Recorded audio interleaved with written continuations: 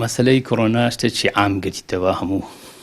دنیا گرتووە بە تابەت کە کوردستانش ئێستا لەو مشکلەیە من بەخۆم وەکو منەظەمەی خێرخوازی و نەرمەسوولچی ئامادەی خۆم دەڕەبرم ئامادەشم کە خزمەتی ئەو شاری بکەم چوچی قەرداری سلێمانیە و خەڵکی سلێمانیەشم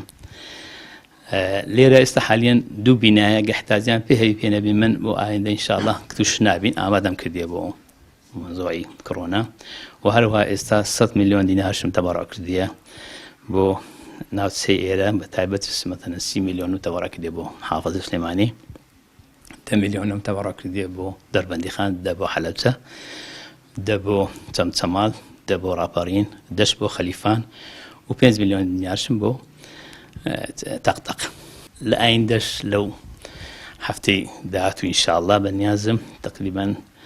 نزیکی 40,000 تا 45,000 دلار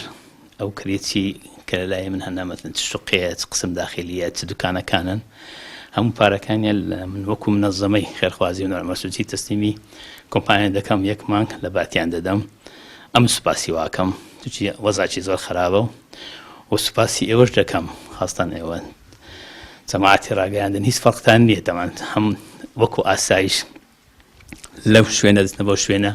ئێوەش ئەرچینگۆش قورسە طبعا ئەمە جێگای دەستخۆشیە و ئێمە بەردەوامین و هیواداری متوانین ینی سەرماداران تری ئەم وڵاتە ئەم هەرێمە ئەم شاری سلێمانی خۆمان با بڵێن چاولۆکەن کە بتوانن دامەزراوەیەکی وا دامەزرێن بتوانن خەڵکی ترەوەی کە لە پاڵەوەتی ینی کەم دەرامەتە ئیسفادێکی لێکن هاوکارێژە بکەن بە تایبەتی لەم ڕۆژگارەشدا طبعا ئێمە بە دەستخۆشیەوە بەکە حازی کە توانیوەتی نزیکی 100 میلیۆن